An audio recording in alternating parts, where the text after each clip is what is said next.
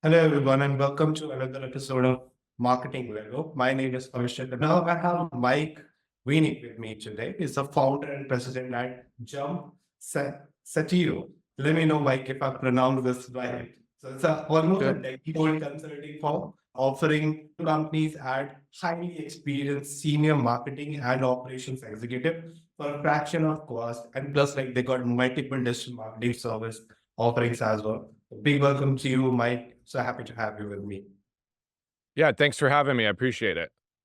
Brilliant. So let's start with your journey, Mike, in the field of marketing and what basically led you to start your consulting back in 2015. Yeah, it goes further back to graduating from college with a degree in computer science. And I had a first stint selling door-to-door sales, which is always a good experience. But eventually, after a couple of odd jobs, started exploring search advertising. This was very early on. I landed a job at a mortgage company, and we were doing paid ads on Overture. So Google was alive at that time, but it wasn't big. And then eventually we're running ads on Google. And then we started doing things like SEO on top of the paid ads. So I've been in the game for a long time, over 20 years at this point. And that experience lent itself to taking on my own freelance clients, eventually joining an agency. And from that agency, I was recruited to a company called Quality Smith. And Quality Smith did home improvement leads, primarily in HVAC, siding, roofing, and windows. And I started in the marketing department. They had just rolled off using an agency for search, and search was their biggest channel. And I took it over and really pushed PPC and SEO. Eventually, Quality Smith was probably the second or third largest producer of HVAC leads in the country. We sold that to a network of 800 contractors that we had developed through our sales team, but we also sold it to all the other big lead ag Service Magic, then known as Home Advisor, then known as Angie's List today, and other big companies like that. So that was an internal job. I eventually took over that company. We took it to market. We were bought by a company called Reply, which is now known as BuyerLink. They own contractors.com. That's their big home improvement site, but they did leads across many verticals. I ran paid media for them. We were spending about 2 million a month on Google to give you an idea of size there. And I also ran the SEO team there as well. I did that for a couple years. And then a friend asked me to join his agency to help clean up the profitability and take it to market and sell it. And that company a year later was bought by a public company. And since that time, that was about 10 years ago, I have been doing this consulting under various names. MW Consulting, my initials, and then Curveline, and most recently Jump Satori. But it's been 10 years. I call it fractional CMO and COO today. That's a name de jour, but it's been called other things, growth consulting, growth partner. I think agencies are great. They're fantastic. This is just a bit of a different approach. This is focused on senior people. So at agencies, a lot of times you push work to junior people who are overseen by fantastic senior people, and you get economies of scale there. For my firm, the focus is on people with 20 plus years experience working from an executive level. And that's what I've been doing for the past 10 years. Yeah, that's brilliant. That's where I believe for many industries, the market is like shifting towards having the fractional CMO, CEO. I would love to understand what's your main ICPs, your main target industries, who are the perfect fit for your consulting. Yeah, the number one thing is I focus on small businesses, and I'm defining that as 500,000 a year in revenue up to 30 million to sometimes 50 million in revenue. That seems to be what works well for me. I've worked with much bigger companies and growth companies that are VC backed. The issue there for those type of companies, they're looking for interim fractional help. If you've raised money, you're not going to say, "Hey, our CMO is fractional. Don't worry about it, Mr. and Mrs. Investor." So the companies I work with, they're longer term. I would say the average length of an engagement is about 3 years plus. I have clients I've worked with 6 years plus and ongoing. As far as vertical, pretty agnostic. I do have a couple in the home services space because of that experience I just talked about. I also work in the auto services space. I used to be fractional GM of glass.net. We took that company to market. It was purchased by SafeLight, and now I work with glass.com. So I have some in those services space, B2C services space, but I also work with a fantastic company, Piva, in the pet space. And then I have a couple of B2B clients that are in the medical device and pharmaceutical space, respectively. So not really, I definitely would say B2C is a specialty, but plenty of experience in B2B. It's more about where they are as a company and their journey for the fit. A lot of these companies may have been doing marketing with a founder and then they grow and they need someone to take over, or maybe their head of marketing left, or maybe they have a junior team and they need a senior person. Usually they have some sort of traction and they're looking to scale and they want someone with a ton of experience, but they don't necessarily want to pay someone a full-time salary that has 20 plus years experience. And those, for those small businesses, that's why I'm a good fit and they'll stick with me. A lot of those clients, I'm one of the longest tenured people there. I know all the ins and outs of the business and I truly am a member of the executive team. I just happen to work a little less hours, but I try to have a full-time impact. Gotcha. Gotcha. And Mike, I would love to just have your take on mostly like consulting and marketing agencies and niche down into one specific industry. That's the trend that's been going on. And I'm sure like you must have tried multiple things like during your own journey of building this firm altogether. What's your take? Whether niching down is the way to go, broad is something that works better. What do you feel? Yeah, I think for any agency or consultant, niching down is probably the advice I would give, but I'm not necessarily following that advice myself. But I would say I do have a niche a bit in the consumer services space for sure. So I do think there's a bit of a niche.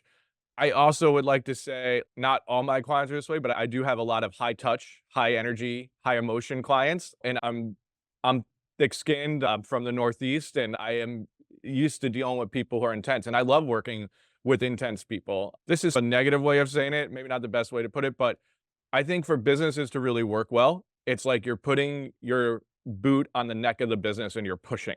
Maybe a nicer way is like you're helping a friend over a fence and you have to constantly be pushing.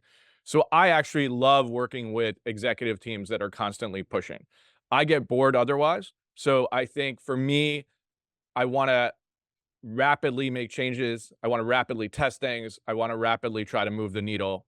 So I would say my niche is unique. It's a bit of consumer services. It's high touch, high energy clients, but I would definitely recommend that consultants and agencies try to find a niche or an angle because it's so crowded out there, especially in the agency space, especially now in the fractional space. A lot of people are getting laid off from tech jobs and they have a lot of good experience and they're going out and saying they're fractionals, which they are. And I'm sure they'll do a fantastic job, but I think it's just getting very crowded. I do think the world is obviously moving in that direction, right? COVID obviously sped things up, but the idea that people can work remote, I work fully remote. Some of my clients I've never even met in person. So I work fully remote. People are used to using things like Upwork and things like that. So they're used to that fractional kind of thing. So I do think the world is moving in that direction to use agencies and fractional more, but I think they're getting crowded. I think the take to have a unique niche or angle or differentiator is important. So I've also seen people do different things like they work on one task at a time as a differentiator. Like they're just different pricing formats and schemas. So there's got to be something that makes you stand out. That makes sense.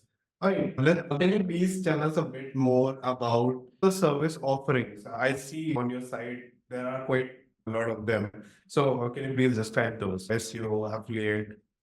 Yeah, so our engagements usually come in three flavors. One is agency like, where I'm managing one specific channel or two. And my deep experience would lend itself to being paid search or Google, Microsoft, or SEO.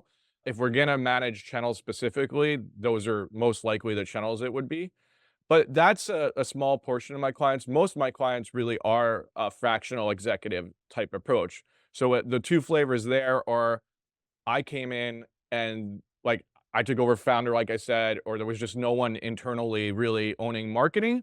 And I'm going to own all channels and develop an integrated marketing strategy cross channel. And I'll bring in people from the outside that I've worked with and agencies I've worked with to take over different channels. Like here's a PR firm, here's an SEO firm, here's a paid one. I might run some of those channels directly, depending on the budget. So I might say, hey, we'll bring in a PR firm because that's not my expertise, but I'm going to run the paid ads. So that's one flavor. The other flavor is that they did have internal employees and or agencies, and I'm taking over and I'm going to manage those teams as if I'm a full-time person. And I might make changes to the agency or the internal personnel. At first, I'm obviously going to come in and try to work with them. So that ideal engagement for me is where I think I could be the most impactful is when I am sitting above a team. I'm used to building teams and doing that. I can certainly work with a client, like I said, and really be hands-on and in the weeds on the channels. But eventually, we're going to want to be in a position where I can delegate some of that and touch other channels. So yeah, ideally, I'm truly a CMO. And I say COO as well, because a lot of them, we're going in and, hey, I can do this for marketing, but I think we need to change the business or your operations in these various ways. So I get pretty involved. Some of my clients, I run all the sales ops. Like I'm in deep with those clients where, like I said, I'm the right-hand person to the CEO in those sort of engagements and really running the business alongside them. Gotcha. And my thinking on forte has always been the paid ads as well as SEO. I would love to understand how do you align the PPC and SEO strategies effectively to base the marketing results altogether? What are your go-to strategies around this? Yeah, so if they're not already doing either of those and we're starting fresh or they're only doing one of them, what I really like to do is lead with paid. And the reason for that is because I can have your paid ads running in 24 hours and have you up in the top of the search results. And I think the best keyword research for SEO is running paid ads. So my SEO, I know a lot of SEO folks who like to throw everything at the wall and we're going to rank for everything related to this, even though it doesn't lead to conversions. And so I want to rank for words that are going to lead to conversions, that the client has a product to sell or a service to sell today, because I'm focused on ROI. One of the big things I focus on is within 3 months, I've increased the business enough that I'm paying for my fees. One of the best ways for me to do keyword research is start with keyword research on PPC, run ads, see what drives conversions, and then I know what to focus on with SEO. And as you well know, SEO is a longer term game. So I want to make sure I'm focused on the right keywords. Now, if they don't run paid and they don't have budget for that, and we're starting with SEO alone, it's a little bit more difficult. But obviously you can have your keyword research, your standard keyword SEO research, and then try to prioritize the words that you believe to be the best converters. But ideally, I would recommend to people, if they have a little bit of budget, test your theory. If you're going to be building links, writing content for these 50 SEO key terms, see if they actually drive business. Because I've seen it way too much where SEO person or agency comes in, they get rankings, we're getting a lot of visits, but it's not people who will ever turn into dollars. And that's useless for the client. Yeah. But I think there's a good hack as well. Like you're just in case for the companies who don't have budget for the paid, we can still see what keywords their close competitors are targeting through paid ads and try to bank on those two SEO. That's also one of the easy way to study what's working, what's not, right? Yeah, tools like SpyFu and other tools out there are great to see what your competitor's doing. So that's a good hint if you don't have any budget to test yourself. Like I said, ideally you could test yourself, but there's a lot of ways to do that keyword research without testing. But yeah, I really focus on that. And I think I differ from some of the SEO folks out there that I will go after highly competitive terms if they are converters. When I worked with glass.net, for instance, we wanted to rank for windshield replacement. That's the biggest word out there. We ranked for many different versions with a lot more tokens in it and what is the cost of windshield replacement, those type of things. But we knew that drove it, and I'm not afraid to go after those big words. Now, when you do that, you may not rank on page one. Luckily for glass.net, we did, but we may not rank for page one, but you'll start ranking for those other longer phrases related to it. Again, though, just because I want to rank for what's going to move the needle. Some other people in Autoglass may try to rank for words on every car model out there. And not saying we didn't do that as like a phase 3, but like not our main focus was ranking for what words that are going to convert. Because if we rank for like an Acura Integra, it doesn't necessarily mean it's going to be someone who's ready to get their windshield replaced. So I think that's a different approach that some SEO folks go after, but some shy away from. They don't want to go for the big ones. And again, I think you have to take competition into consideration, but if you have to rank for words that are going to convert.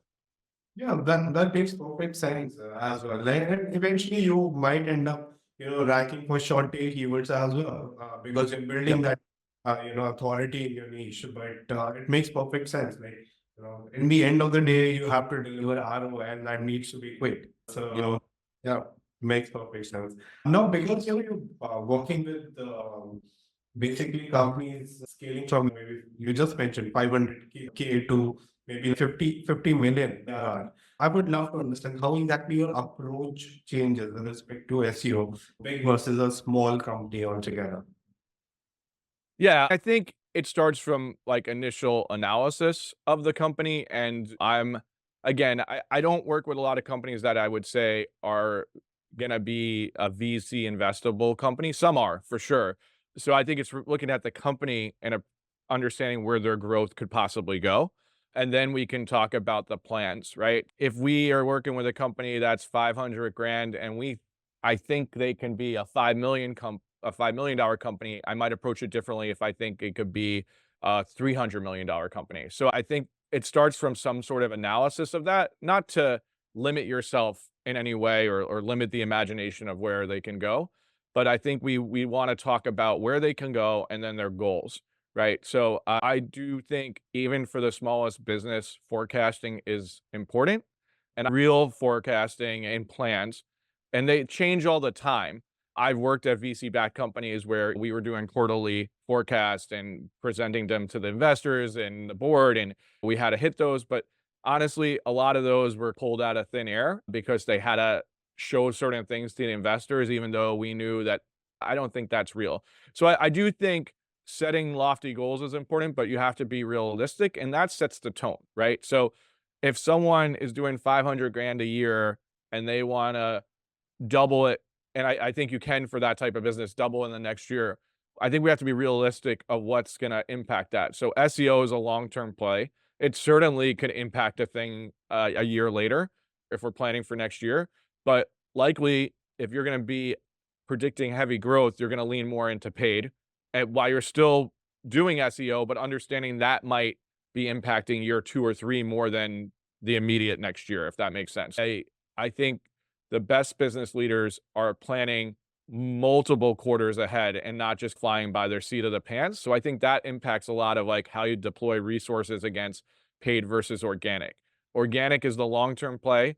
Organic you want to invest in because if it hits, you can grow the business so much. A lot of the paid campaigns, you may only get an impression share, 20%, 10%, sometimes much higher. But if it's a competitive terms, you might only be getting a 10% share. All of a sudden, you rank in the top 3, you're getting 100% share of search, essentially. So I'm not ever someone to ignore SEO. All my clients, I'm like, you got to do SEO. If you ignore it, you're going to kick yourself 3 years from now. But I do think you have to be realistic in understanding what's going to impact the next quarter and the next quarter and be real in your projections. And that's how I think about the balance between paid and organic and other channels out there as well. Gotcha. And do you plan also, because we just mentioned about the faith in SEO, and definitely the landscape has been changing. The generative AI, all of those things. Google has SGE and Microsoft Bing has got its own. So all of these things happening. Do you clients worry about the future of SEO, or like you as in person do worry about it? And what are the things that have changed? Maybe your approach changed when it comes to optimizing, or in fact just having that generative thing, optimization, geo in mind. Yeah, so I'm sure you agree. SEO is crazy right now. It's really wild with the advent of AI content, with the advent of all the generative AI, with the advent of Google trying to grapple with that. And we've seen so many updates from Google, the helpful content update as we speak today, in early May, they were supposed to rolling out a spam update as we're talking today. It's just been since the fall, a ton of updates. So I think it's a very weird time for SEO. I think the landscape will change. To answer your question, every one of my clients is concerned about it. I am concerned about it too. But I also understand that search engines, Google makes the majority of their money from paid, and that's very related to SEO, obviously, and the search results. So I think they're gonna have to figure out how to keep their golden egg going. So I think that allows me to sleep at night a little bit, understanding that it's gonna play, there's gonna be play out. Like Google is not gonna go down without a fight here. And if there's paid search, there's gonna be organic. I think there's gonna be opportunities if more of these AI companies, I've heard rumors of Chat GPT search coming out. I know Perplexity AI is people are using more and more. I think there's time. I think that's the answer. Is I'd be lying to say I know what's going to happen next, but I think there's time.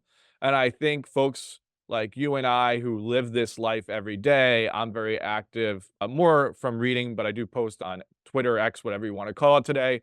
You live in a bit of a bubble. So like I use my parents who are in their 70s as an example. Like they're still using Google. They're not going to Perplexity AI right now. So I think change is coming. I think Google's trying to figure it out because we've entered this landscape where I could write 20,000 articles overnight. So the world has changed. Ultimately, the baseline idea of search hasn't changed. That people are searching for good, unique, true information for whatever they're searching for. And I don't know how that's gonna be delivered 5 years from now. Will it be all through AI and you might make money by licensing that content to AI? Will it be still in a search-like format? Will you just be working with ChatGPT and running ads and then you make money on there'll be organic results there? I don't know. I think stay the course, don't do anything crazy, continue to produce unique content. I would lean into reusing content as much as possible. We record this podcast. We already talked, you're going to cut this up into short segments too for people to consume in different ways. You're probably going to make a transcript of this and make content out of it. So I think lean into that stuff, lean into experiences. So like we talk about my Autoglass client, not just writing an article about a specific thing in Autoglass, but can we shoot a video? Can we go to one of the shops we work with and have a video experience of that? So I think you have to think of it that way. What can make you unique and stand out? But I think people are lying if they're saying, I know ABC is going to happen, because Google doesn't even know what's going to happen. And it is a weird world we live in where Google is becoming more wary of AI content. They said it's okay if it's unique, but they also have Bard, which produces AI content. So it's a weird world right now. Obviously, you've seen the trend where user-generated content sites like Reddit and Quora have moved up a lot in the searches, which I get because they're saying these are real people, but I also don't get because half of that stuff is not factually accurate when someone posts something on Reddit and Quora. So Google's struggling with this right now. There are some great sites that have lost a ton of traffic with these Google updates. I think there will be balance at some point, but we're not there. We're in the middle of this very tumultuous period in SEO. That doesn't mean people shouldn't be investing in it, but they should be really careful about how they're doing that. Make sure they're following Google's guidelines. And I know sometimes Google rewards people who don't follow their guidelines, but they'll correct it. It will get there.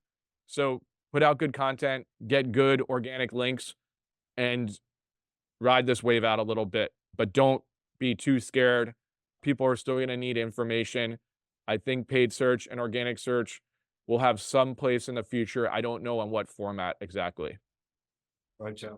And Mike, tell me one more thing. Are you taking any measures just to when you're doing content optimization for your clients? So any measure, like having that like generative engine optimization in mind, just to be my favorite of these AI-based search engines altogether. Like maybe it could be just taking care of the NLP altogether or something, some pointers. Or is it something like you still waiting and then moving forward? Yeah, I would say for some of our clients, we've been including key takeaways at the top of any article and FAQs at the bottom in the idea that might be easier for future AI to consume if we are doing some sort of summary for them. That was just a take we took. I don't know if that is going to be any helpful in the future, but we're trying to try to understand what would make it more consumable for AI. And again, we don't know what's going to happen, but I do think AI will either have to license that or they'll have to give credit. Hey, we got this from such and such website. So I think we're looking at ways we can make it more consumable. We're certainly using AI content at some of my clients too. So on the opposite end, we're using it. We always have at least 2 humans edit it as well. So we're not just, here's this. We're not posting 20,000 articles at once. We're doing at a pace that would be reasonable with human writers. But again, I think the jury's still out. But if you can think about or guess or project how AI might work, can you make your content a little bit more consumable for them? I think that was some of our thinking behind the key takeaways and FAQs on almost every content we do for some of our clients. That's brilliant. Mike, I would love to, because do see a mention of link building on your site as well. I would love to understand how do you, when it comes to your link building strategy for any one of your clients, like what are the basics of it? And the other thing would be, what are the quality parameters that you look after while approaching any site for a guest post, or could be link insertion or just getting a mention or a listicle? What are those quality parameters that you seek? Yeah, in full transparency, we outsource most of our link building. We do some of our kind of the link building we do is more, hey, can we build a calculator that's going to attract links and things like that sort of thing. But actually going out and get the links, we use a variety of outsourced companies that we've worked with. And how we work with them, we do give them guidelines on the domain rank, the quality of the sites. We can approve what sites they go after and not, and the accompanying article they generally write for us. So we review all that. Yeah, we look for things like domain rank as a signal, but more importantly, we look at the quality of their site and the relevancy. Is this relevant? Is this about just cars or is it about taking care of your car? That's a difference, right? So understanding those minor differences and directing our outsourced team to go out and do that. The reason we don't do it ourselves is we don't have those relationships that they have. Number one, my team is very lean, right? For the clients I work with directly, I do 90% of the work. I do have assistants who help with reporting and stuff, and I guess we could have them do outreach for link building. I don't think that's efficient use of our time when there's companies that do that all the time. But I have tried, oh gosh, in my career, probably around 100 different link building companies. And so I have my favorites that I trust, and we know how to communicate with each other and agree on what those quality factors may be. The true answer is I outsource a lot of it, but we keep a very close eye on it and we give them very clear guidelines. But we look for quality, relevancy. We want to make sure that their whole site isn't littered with just link building articles. Like that's not the main way they make money, which some sites they sell links. I ran a parenting blog and I made all my money by selling links. So I've been on the other side of it. But we want to make sure that they are offering their own kind of services and products too. No, it's not always perfect, but those are the preferences that we give to our partners. That's brilliant. And I would love to know, I'm sure like you must be doing digital PR as well. You do have some of the SaaS clients also on board with you. Like, what sort are you doing much more of a content syndication for them? And how exactly it overlaps with the rest of your efforts? Yeah, as far as content, we want to reuse it, like I said. So we're not necessarily syndicating it out through partners, but really ourselves. So we write an article, that's a script for a video that goes to YouTube with a link. We'll look at relevant user forums, and now we're going to lean more into Reddit and Quora and getting a link to that article there organically. Hey, here's a good article I read on this subject. If there's a relevant post on Reddit and Quora, because Google is ranking them so highly. So the idea with any one of these is that we want to create a really good piece of content and we want to get it out there. So I think 10% of your time is on writing the content and 90% on getting that link or getting that content in front of people is really the way we think of it. And that again is done through social media. It's done through posting on user forums. It's done on making accompanying videos and putting them on YouTube and other social channels. So that's the way we think of getting our content out there. We don't use any specific service for that today. It's more just us doing the work, our team. And are you also like for any one of your clients, maybe leveraging HARO help a reporter out or such platform to maybe like secure high authority mentions on basically high authority sites and stuff? I think Yeah, typically works really well for the B2B space compared to B2C, but yeah, HARO is quite yeah. If it's relevant, but that takes time. Like you can't just go in and say, "Hey, look at my site." That takes planning ahead of time. Hey, there's a relevant subreddit or there's relevant questions on Quora, and just establishing yourself as someone who is gonna be helpful on those platforms and answer questions, and then you can drop in links and articles in an organic way and not force it. So I definitely think we're gonna continue to lean into Quora and Reddit as we see more of the getting more rankings. I imagine other SEO folks will be doing the same because if Google is ranking them highly, then a link from them is more valuable than it was 6 months ago when it wasn't ranked quite as highly.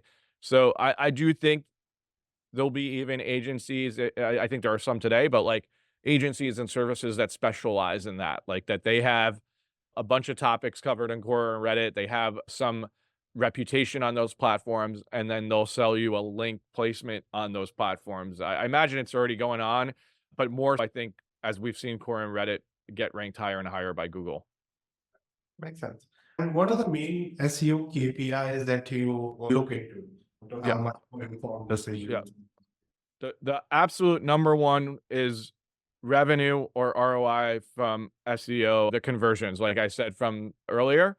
The visits are nice, rankings are nice. They are contributing factors, so we obviously look at them. Hey, did our organic visitors go up or down? Where are we from a ranking standpoint? But honestly, all that matters is are we driving money? So I think when I run SEO directly, that's what I focus on. When I'm wearing my CMO hat and I'm working with agencies, I probably annoy the heck out of them because that's all I want to bug them about is, are we driving more conversions? And like I said, if you rank for a word or a bunch of words that bring in 100,000 new visitors, but not one of them buys anything, and you'll never have a product to sell them. It's great if you're eventually going to have a product that will convert well to them. Great, fantastic. But if they're never going to buy a product from you, who cares? Unless you're running an ad revenue site, again, if you can't drive revenue from them, who cares? So that's the number one I look at. And then everything else, like I said, is a contributing one. We definitely keep a close eye on those things like visitors and rankings and number of links and things like that. But I think of those as contributing No, metrics, not the main metric. gotcha. Now you have mindset of a brand and agency altogether because whenever I talk to agency owners, rankings are the number one thing, and Yeah. yeah, tons of other things. But yeah, I get it. Yeah. Yeah. As a fractional executive, my fiduciary responsibility is to the owners or investors in that company. So those are more vanity metrics to me. They're good signs, right? If your rankings stink, you're not going to get the traffic to drive the revenue. So again, you have to pay attention to them. But Yeah, again, if you tell me I rank number one for 20 terms and not one of them drives a sale, I could care less. So I think you have to be able to rank for things that are going to drive the business. I can't pay employees on a ranking. I can pay them on money. So I think that's what's important. yeah, makes sense. All right. Yeah. I was very intrigued by your, affiliate marketing mention on your site, and I would love to understand how exactly affiliate marketing management service, how exactly do you approach? Yeah, we generally start off very simple. I generally start my clients on Share a Sale, which is an affiliate network. It's not the largest, but I found it to be one of the most affordable. Like Rakuten is huge, but it's way more expensive and it's a little bit overwhelming. Share a Sale is small. You definitely have to keep an eye on it, but I've found the quality of the affiliates to be really good. So I generally start clients on Share a Sale. So we do that sort of affiliate network. From there, we can grow to those bigger networks. But then also we go and reach out and try to form direct relationships with people as well. For instance, Piva, the pet company I work for, we've been growing rapidly. And now we've reached out to some of the bigger players in the space and we're trying to have conversations because they have complementary products that we don't offer dog owners, but they do. So there has to be some sort of symbiotic relationship we can do. But the first thing I did is put them on ShareASale. And that takes time to grow. So you're basically making an offer. If it's a company that's selling leads, my old business, we'd pay out X amount for a lead. If it's an e-com site, you might do a percentage of a sale. The affiliate gets most of that. ShareASale takes a small piece. So that is a very risk-free way. I think it's $600, something like that, to get started on ShareASale. And then there's a very small, like, monthly $25 fee if you don't generate X number of sales. And then it's whatever you agree. So there's no risk. Hey, I'm going to invest 100,000 in Google and no guarantee I'm going to get a return on that, or I'm going to put 100,000 into SEO work. With the affiliate stuff, it's very low risk and it's a good way to get started. But obviously those direct relationships with bigger players are the more valuable ones, but it takes time, right? Like, they don't want to work with the smallest person in the room. So you have to understand what's going to work for you. And then you have to have a big enough business that you guys can form some sort of partnership. In the lead business, in my former life, working strictly in the lead business, we thought about affiliate networks, and then we also thought about publishers. And publishers are essentially direct relationship, but big companies. So maybe it was a media company that had a lot of home services traffic and things like that. But those were more direct. We had people who ran just those publisher relationships, and we had separate people who just ran the affiliate networks. But for my clients, we keep it simple. We'll start with ShareASale. We'll go to other affiliate networks, and from there, we'll try to get direct relationships. I love it. I think, again, it's going to be one of your most cost effective, least risky ways of starting to get some inbound traffic and some conversions. Gotcha. And any specific tool that you use to manage the affiliate partners that you get on board for any of your clients? Because I'm sure, like, most of the companies that you work with are small to mid-size. They might not have their own in-house tool to manage the affiliate Yeah. partners. Yeah, I don't have a go-to tool. ShareASale has its own software, so you're just using the network software for that. And then the direct relationships, some of my clients do have tools, and some of them will just manage it through, like, Google Sheets and track things and like that. I don't have a go-to recommendation. There are tools that will sit on top of the networks too and manage direct in both. Yeah, most of them we have certain tracking, and we're just pulling data from Google Analytics a lot of the time and dropping that in Google Sheets and using Looker Studio to create reporting. We also sometimes just use the CRM that they're using for sales to manage the relationships. There is obviously affiliate relationship software, there's partnership relationship software, but again, I work with the SMBs, and we don't try to buy software if we don't need to. But there is some excellent software out there. We just don't use it too often. Oh, interesting. And do you influencer marketing as well for any of your clients? Yeah, I would say I'm definitely not an expert at influencer marketing. I've used it for some SaaS companies. We've dipped our toe in with some of the e-com companies. What I would do is we generally will talk to an influencer agency because it's not mine. I've run it directly, but I don't necessarily have the experience. So there are some fantastic influencer agencies that I would bring in to work with clients. I think the big thing to understand is a lot of that influencer stuff, some of my clients think it's gonna be direct sales, and there obviously are direct sales, but it is, I would say, more branding than direct sales a lot of the time, and I think you have to think of it that way.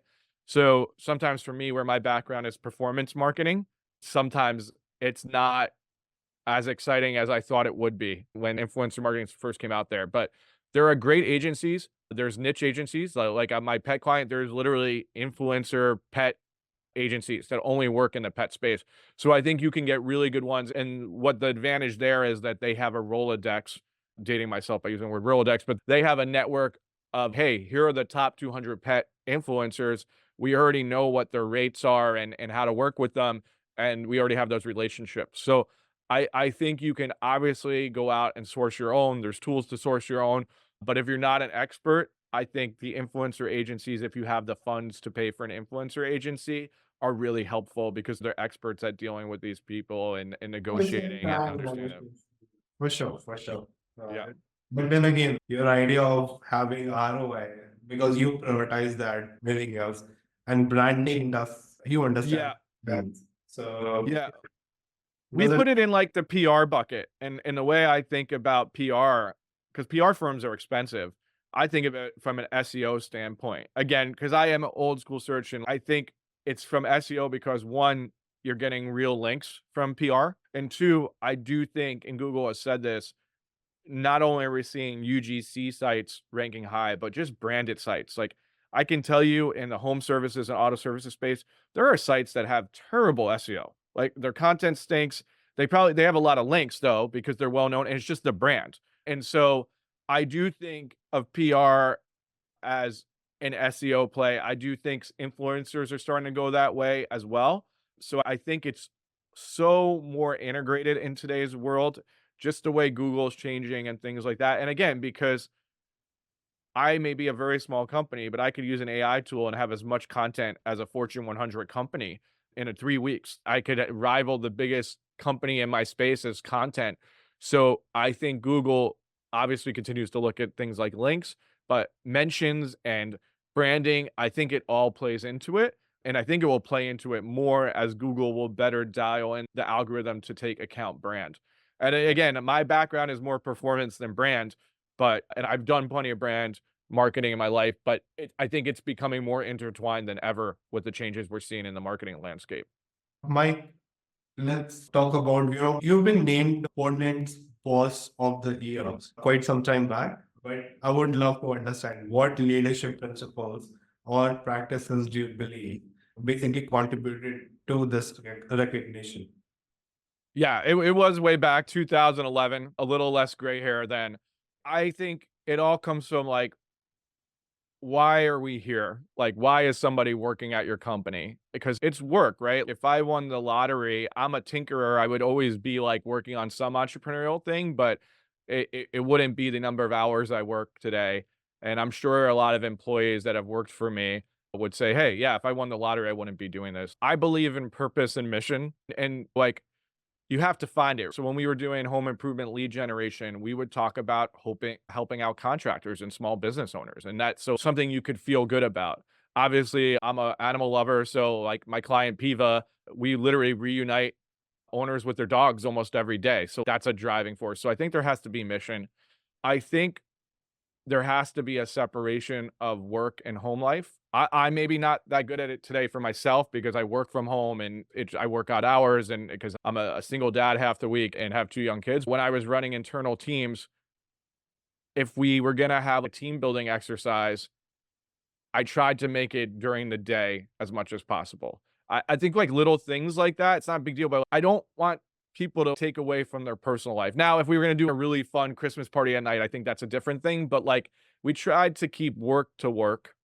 I've always said to my teams, like when I worked in an office ad teams, if they need to go out and run an errand, I think I was ahead of curve on that. Now it's looser. I was like, go out. You got a doctor's appointment. You got to take care of it. I don't care. I trust you to get your work done. And you're going to hear from me if you don't get your work done.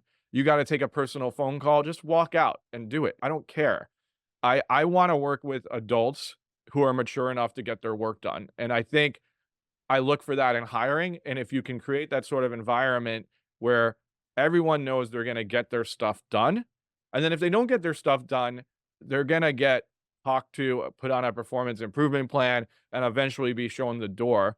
And people respect that. And I don't think you have to be a jerk about it, but give people as much freedom to live their lives, work hard, and deliver. I don't want to be a micromanager. So I think those are sort of my principles about it. I think keep work, let people handle life. Sometimes you have to handle life during the day. Sometimes you have personal stuff going on. If people are going to get their work done, I don't care. Go do what you need to do. All that dough feeds back into what we talked about earlier is that having projections, having a plan, and know what goals we have to hit. If you don't know what goal you're contributing towards, that's a problem, and I'm doing my job as a manager. If you don't know what you have to accomplish this month or this day, which leads into this week, which leads into this month, which leads into this quarter, which leads into this year, if you don't understand that, then we need to have a conversation. So I think, again, if they know what they have to do to contribute and they stay on that plan, that's great. And I do believe when we put out plans and projections, I let every team member have a say in that. Do you agree with this number? Because you can't hold someone accountable for something that that they think is completely out of whack. Force them, yeah. Yeah. Yeah. If my plan has us growing 400% this quarter or this year, and that's your segment of the company, that's your organization within the company, and you're like, Mike's crazy. Like, I think we'd be lucky to grow 50%. We're not going to grow 400%. So I think that sort of buy-in, you have to have buy-in. Okay, you think it's 50, I think it's 400. Let's sit down. Let me show you my thinking. You share mine. Let's agree on a number. And when we walk out of it, that's great. We agreed on a number. I'm going to hold you accountable to that number. So I believe in all of that is saying is I believe that people are mature enough that you can give them that independence if there's a plan and you can let them run with that, let them have fun with things, let them try things as long as they're within budget and plan. And it's very easy then to say, have conversations that the tough conversations when they fall out of that plan. Hey, Bob, you agreed to this plan. You're falling behind it. How can I help you? That's the early conversation, but the conversation could get tougher from there. And maybe it has nothing to do with Bob. It's not his fault. Something went wrong in manufacturing or the engineering team didn't ship fast enough. But I think you have to have a plan and hold people accountable and let them have the freedom around that. Makes sense. It's Yeah. nice as well, Mike. Wait, Mike, we're coming to an end here, and let's have a fun, quick, rapid fire session. Are you ready for that? Sure. Okay. If you could use only one social media platform for the rest of your life, what would it be? I love Twitter X. I love it. I know it's changed a lot last year, but I think if you can dial in Twitter X, it is the absolute number one learning platform on the internet. It takes work though. I think that's why it's tough for people to get going. You have to filter people, you have to find the right people to follow. But absolutely, I'll give you a quick example. I'm an amateur trader. I like to trade. And early COVID, people were on Twitter showing cities being shut down in China. So I was, before anyone else, I was ordering stuff online. I put puts against the market really early and caught the bottom of the market. It just, Twitter is a really great way to see what's going on in the world. It's a really great way to learn about certain topics. I do think, to my earlier point, you have to understand it's a bit of a bubble. So if everyone on Twitter is talking about this new AI tool, the majority of people haven't heard of it. But I think if you understand that, Twitter is super powerful. Which, all right, what's the most bizarre marketing tactic you have ever seen work successfully? Oh, that's a good one. I don't know if I have a good answer for that. I would say some of the stuff I've seen at shows that people go to a booth, I feel are bizarre to me. It's not bizarre in the same as strange, but gosh, you give away like a iPod. I remember going to shows back in the day and they're giving away an iPod and they get 1,000 business cards because someone wants to live in an iPod. I just found that bizarre. I'm not someone who would drop my business card in there, but that's not that wacky. Yeah, I think some of the local business stuff that you see and giveaways like that can get pretty bizarre. My businesses are very digital based, so it's not nothing too out of the ordinary. Gotcha. Okay, and what's the weirdest place you've ever come up with a brilliant marketing idea? Oh, I used to keep, I guess it's not that weird, but I used to keep a waterproof notepad in the shower, so I would write stuff down in the shower a lot. That was as a dad with a busy family, like sometimes just being in the shower, even if it's a quick shower, was like the moment of zen where ideas would come to you. That's great. If you could magically increase one of your, say, let's pick SaaS clients' marketing budget tenfold, what would be the first thing that you would do with that extra funds?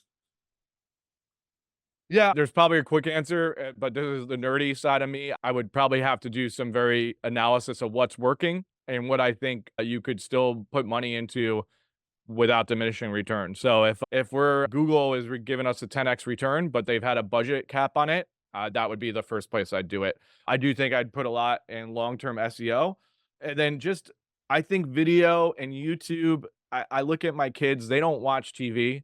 They love YouTube. I have to limit their time on it and things like that. But like, they know niche YouTube people, they know big YouTube people.